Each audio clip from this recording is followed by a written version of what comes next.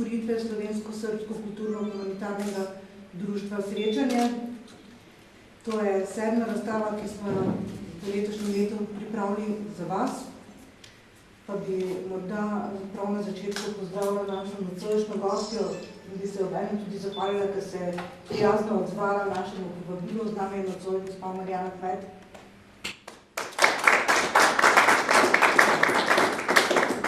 Pozdravila bi tudi Branka Počkarja in Vilija Ravneka, ki sta tudi že razstavljala v tej galeriji. Vilijevo razstavo smo ravno ta teden pospravili.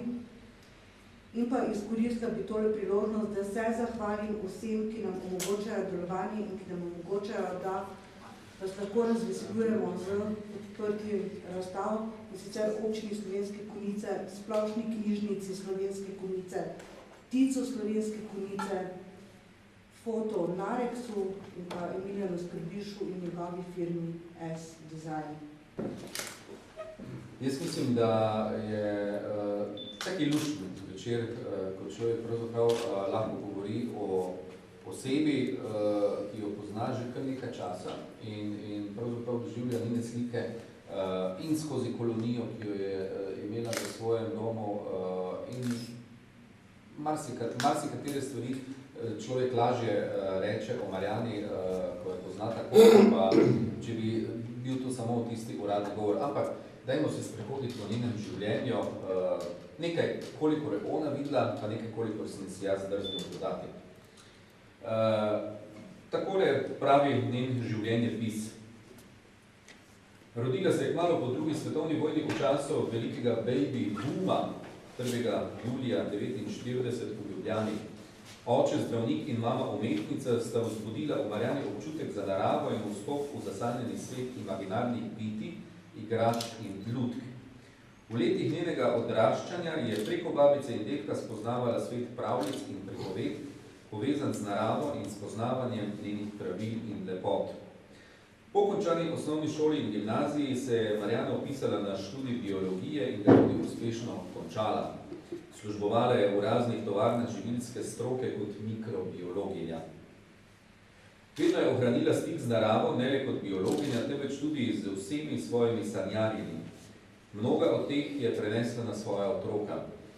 Po 25 letih dela pa jo je usoda nekoliko ustavila. V trenutku se je njeno življenje zasukalo v popolnoma novo perspektivo, huda prometna nesreča je bila tista, ki jo je delno onesposobila za delo in mnoge fizične aktivnosti tudi za službo. Ampak v tem času se je vrnila otroška domišljija in spet so bili z njo vsi njeni sanjski prijatelji, vilinci, kralji, princese, čarovnice in kurje. Po dolgotrajnem okrevanju se je z vztrajnostjo in potrpežljivostjo do neke mere tudi fizično opomogla, kot pravi.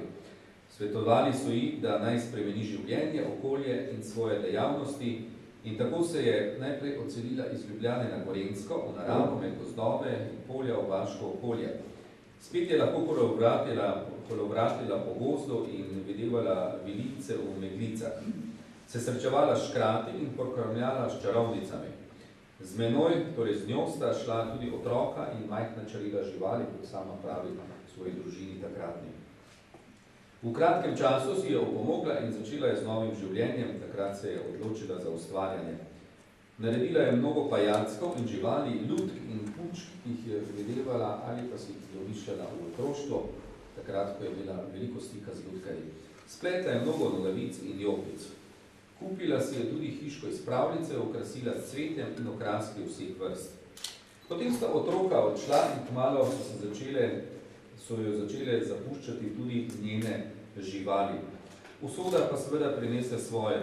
Spoznala pa je svojega sedanjega moža Janeza, ki jo je in jo še spodbuja, to sem jaz dodal, pri njenih novih izzivih. To, ker jih poznamo, vemo, da sta nerazdružljiva. Potem pa je prišla prelomnica.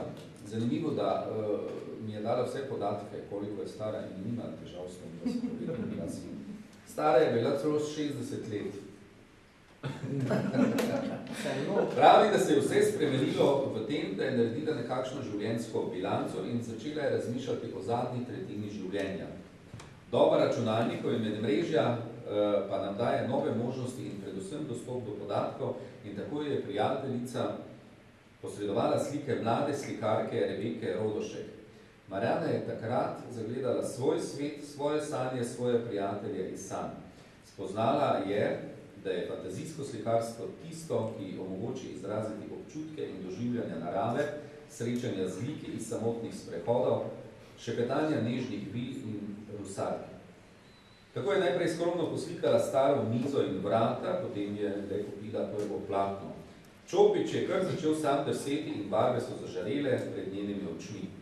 Vse barve narave, vse, ki se morajo pripravi umetniki sramžljivo oviti v tančico in zbledeti, da ne bi gledalca slučajno razburile in dale njegovim mislim poleta. Kot biologinja vidi Marjana naravo brez tančice, nežno, lepo, jasno, barvito in tudi kruto. Živali se odevajo v barvita oblačila, cvetje žari, vode in skale, nebo in sonce, mesec. Vse in vsako bitje je polno zgodb življenja in ima svoj smisel. Pa vendar je človek tisti, ki vsemu prida mistične občutke in zaznave, ki poveže misel in sanje in jih vplete med svetove. Sama, kot skromno pravi, si ne priznava umetniškega statusa. Pravi, da je le skromna zapisovalka lastnih sanj. Sanj, ki jih spleta med svetove. Ob tem sem si drznil dodati, da je Marjana Kmet ne samo čudovita umetnica, slikarka, je umetnica, ne glede na to pravi, da ni. Ustvarjalka ljudk, čudovita je oseba z energijo prežeta gospa, ki zna tudi dobro kuhati in peči. To smo številni doživeli. Hkrati pa je v jeseni življenje tako polna idej, da če bo želela pravzaprav si vse uresničiti, bo morala živeti vsaj 150 let. In Bog je naj nameni vsaj toliko. En uradni stavek še približno koliko 17-18 del je, ne? Ki jih boste 20 del, ki jih boste, uživajte jih in res so čudovita. Tak, človek se vrne v eno otroštvo nazaj.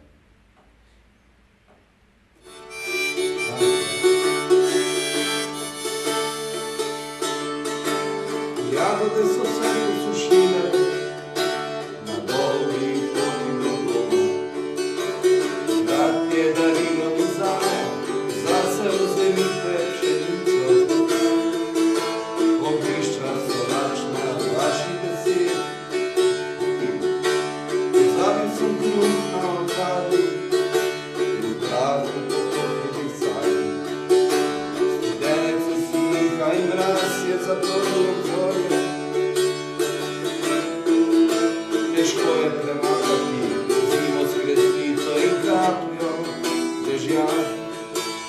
Težko je zapiti, če stopiš na zmrznjena tla. A morda si bom kupil pomlad, gostim čuda rodina, zaklane noči. Morda bom naučil lagati svoje oči.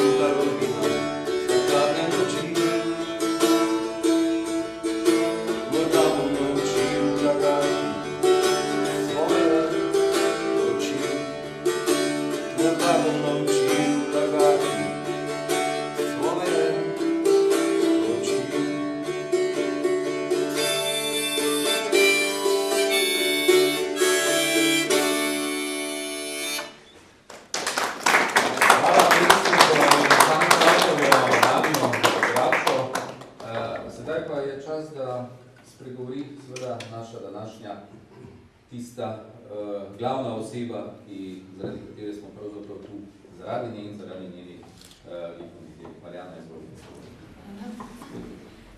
Jaz bi se najprej zahvalila za povabilo v društvu srečanja in seveda gostiteljema. Res hvala. Smo se že nekaj nazaj menili za to razstavo in sem tudi nekaj del pripravila za to razstavo. Ja, kot je Andrej lahko res pismo tole moje življenje. Veliko je bilo lepega v njem, mogoče nekaj tudi ne lepega. Konec koncev sem ohranila svoje otroštvo v svojem srcu in ga dajem naprej ven na teh slikah. Veliko ljudi pravi, da ne, ilustrator. Jaz nočem biti ilustrator, ampak hočem pravljice slikati za odrasle otroke. In zbuditi vsakemu od nas še vedno tisto nekaj. In vidim, da to uspeva ljudje, čeprav so resni, čeprav so žalostni, dobijo lahko nasmešek v teh slikah in to meni največ pomeni. Rada bi se zahvalila tudi svojemu muzniku, Janezu. Umetniki imajo muze, jaz imam pa muznika. To človek me res podpiral maksimalno in doskrat on skuhal, če jaz slikam in tako naprej, tako da res najlepša hvala za vso podporo. Rada bi se zahvalila Andreju, ki je sčasno postal moj zelo dober prijatelj in me vedno spremlja in vse ureja na mestne. Hvala. Rada bi se zahvalila Daniju, ki je moj Facebook prijatelj od nekdaj. In v bistvu tudi Facebooku, ker sem dobila na stare leta en kup enih novih prijateljev, enih novih vizij, enih novih ljudi, ene nove energije. Danes v bistvu bi morala ležati, pa ne, sem tukaj in sem srečna, da sem z vami. Hvala vsem, da ste prišli. V tem pregledu, s tem naj bi bila tudi ta razstava odprta, vas pa povabim tam na majhen pridržek, tam je en grešnik, pa ena moja prijateljica je druga grešnica, ki so poskrbeli za želočke. Hvala vam.